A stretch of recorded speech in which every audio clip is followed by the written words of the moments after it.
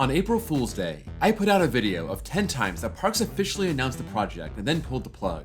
That was popular, so I did a part 2, and wouldn't you believe it, you all gave me enough info to put together a part 3. So let's get down to it. For the third and final time, these are 10 times theme parks played us for fools.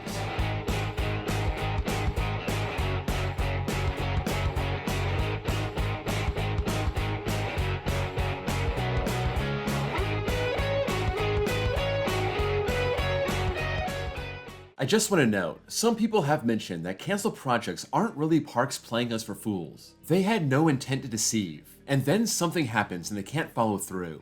We're left sitting there like suckers, getting our hopes up for nothing. But still, it's not really the park being shady. I get that. Canceled projects was just a theme that I could tie to April Fool's Day, so don't take it personal when I say we got played for fools. This video will be a little different. Some of these projects were officially announced, but others were planned behind the scenes, and we either got our hands on the plan submitted to the city, or we found out later what was going on and what they canceled.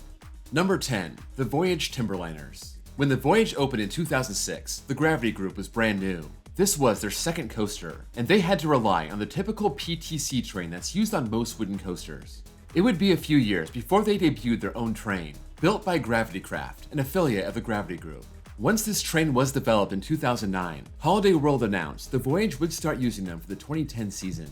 It sounded good in theory, but in reality it didn't work out. Timberliners are lighter and don't run as fast, and apparently it was crawling over its second half. Gravity Craft tried to design a newer model in 2012, but that didn't work out either.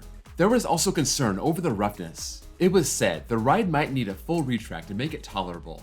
By 2013, Holiday World said they were done with the Timberliner project, and to this day, the Voyage still uses the PTC trains. Number 9. Skyview Las Vegas Super Wheel. In 2011, the Clark County Commission approved the Skyview, a massive Ferris wheel standing between 400 and 500 feet. Its target opening was New Year's Eve, pushed all the way back to the 4th of July 2013, and then New Year's Eve 2013. Despite the delays, the investors were optimistic, pouring hundreds of millions into the project, hoping the 40 gondola wheel holding up to 1,000 people at a time would pay off. This was going to be part of a larger project called London Las Vegas, located on the former site of the Happy Inn, right across the street from the Mandalay Bay. 2 massive concrete columns went vertical, but that's as far as it got. Construction stalled in 2013. The opening was delayed until mid-2015, and the scaffolding was taken down without any announcement, signaling construction was put on hiatus. The property has changed hands over the last decade, but the only thing to show for it are those 2 columns, standing mysteriously over the Vegas Strip. Number 8. Demon Drop at Knott's. In 2009, Cedar Fair announced they would be removing Demon Drop from Cedar Point and moving it to Knott's. It would replace the Screamin' Swing, the S&S flat ride opening in 2004. Demon Drop was much older, an intimate first-generation freefall, having been built at Cedar Point in 1983 and finally ready to move on 26 years later. It was a strange fit for Knott's, already having a massive drop tower and Supreme Scream, and just about a month after the announcement, the ride was seen at Dorney Park. That's where it ended up, and that's where it's been since 2010. So, what happened between October and December that blew up the Knott's deal? Apparently, the park didn't want it because it wouldn't fit next to the attraction right by it. I'm guessing that meant Pony Express, the coaster that was just installed the year prior.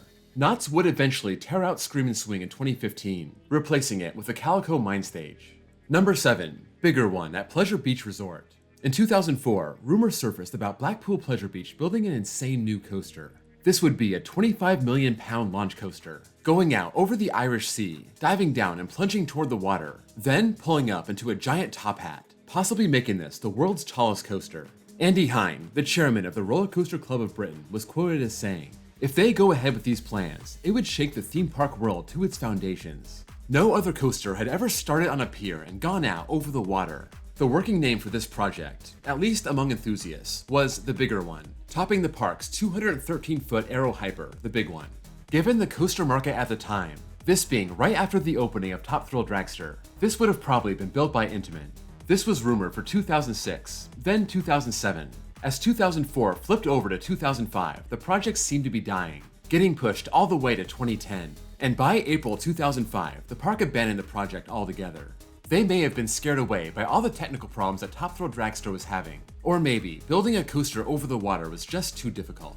Number 6. Lake Monster at Six Flags Darien Lake. After Six Flags sold off Darien Lake in 2007, the park bounced around.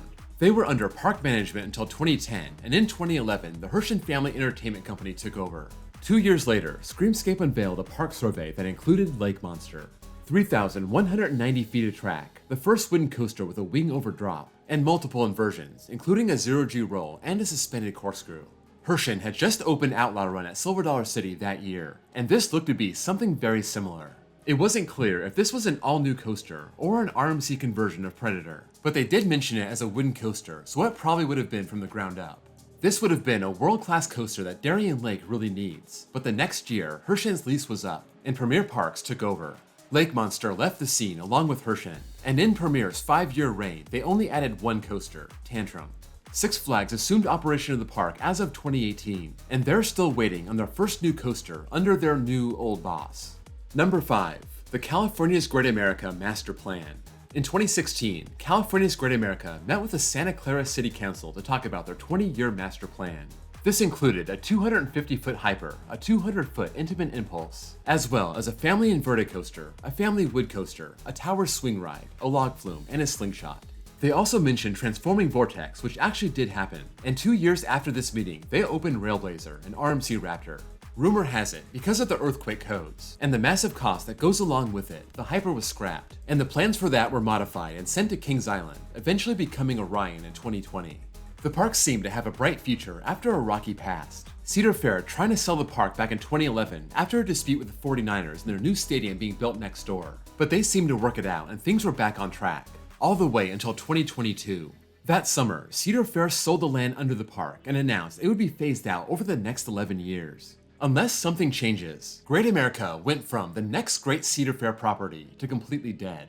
Number 4. The Efteling Circus Coaster. In 2017, Loopings reported that Efteling was getting a new coaster, set for 2019 or 2020. In early 2018, the picture started to become more clear. It would be a complex family coaster built by Intamin and having a circus theme, part of a whole new area ready for the 2020 season. However, when Efteling announced the new coaster, Max and Moritz, to replace Bob in 2020, they pushed the new area back to 2021, and the name of the coaster was said to be Circus Balance. Sorry, I'm sure I said that wrong. Then, in March 2019, the project was put on hold. The state council denied permission to start on this expansion, driven by local residents that raised concerns and got the council to agree to stop them. The appeals process dragged on into the summer of 2020, where Efteling was told they would have to wait at least another 3 months. Finally, in January 2023, the expansion was officially canceled. When Efteling was asked for a comment, they said, since the project was never officially announced, to the outside world it never existed. Number 3. Six Flags Entertainment Village. In 1997, a 134-acre entertainment complex was planned for Gurnee, Illinois, right across from Six Flags Great America. This $400 million project was set to open in phases. Phase 1 in 1999, Phase 2 in 2002, including a water park, shopping mall, stadium, restaurants, theaters, convention center, giant hotel, and even a pond for paddleboarding and ice skating. This would play off of Six Flags to form a City Walk-style complex, breathing life into the area and generating over $5 million a year. Right away, this faced fierce opposition. By the summer of 1998, the project was scaled back, the stadium was scrapped, and the Gurnee Plan Commission was satisfied, giving the project its endorsement in November 1998. This activated the citizens group called Citizens United, citing concerns mainly over congestion this would cause, and they got enough signatures on their petition, putting this project on the ballot and up for a vote in 1999. More than half of the Gurnee residents voted down the project, and in October 1999, the project was canceled. Number 2. Mr. Freeze at Six Flags Great America. Here we are back at Great America, and wouldn't you know it, it's 1997 once again. Back then, Premier Rides launch coasters were all the rage in the Six Flags chain. Great Adventure got Chiller, Over Texas and St. Louis got Mr. Freeze, and Great America was planning on getting one of their own. They filed a permit for a 225-foot coaster, reportedly having a wilderness theme, set to be placed by Iron Wolf in the back of the park. It was slated to open in 1998. However, in the summer of 1997, this request was pulled while it was in the final stages of approval. It appears that all the problems that Great Adventure and Over Texas and St. Louis were having scared them away, and Six Flags wasn't interested in a brand new headache for the 1998 season. They did end up with a coaster in the back of the park next to Iron Wolf, but this one was a lot smaller, Spacely Sprocket Rockets. Great America would eventually get their intense multi-inversion launch coaster in Max Force, but they'd have to wait more than 20 years. Number 1. Beastly Kingdom. When Disney's Animal Kingdom was being designed in the early 90s, the plan was to feature 3 sections. Animals that exist today, hence the safari. Animals that existed in the past, Dinoland USA. And animals that only exist in the world of fantasy. This was to be called Beastly Kingdom. It would split up between the good animals, like unicorns, and the evil ones, like dragons. The dragon side would also feature the park's only roller coaster, rumored to be suspended. Michael Eisner wanted to either build Dinoland USA first, or Beastly Kingdom first, trying to limit the amount of time they needed to take care of live animals before the park opened, and Dinoland USA won out. Because Beastly Kingdom lost that coin toss, we never got to see it built.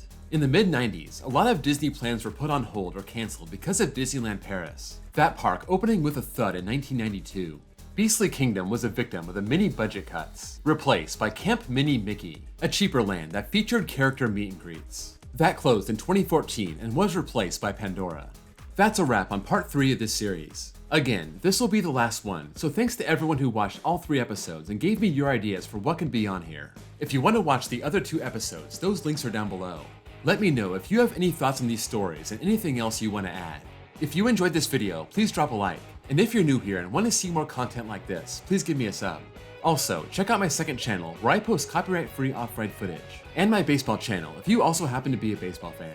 Thank you all for watching, and I'll see you all next time.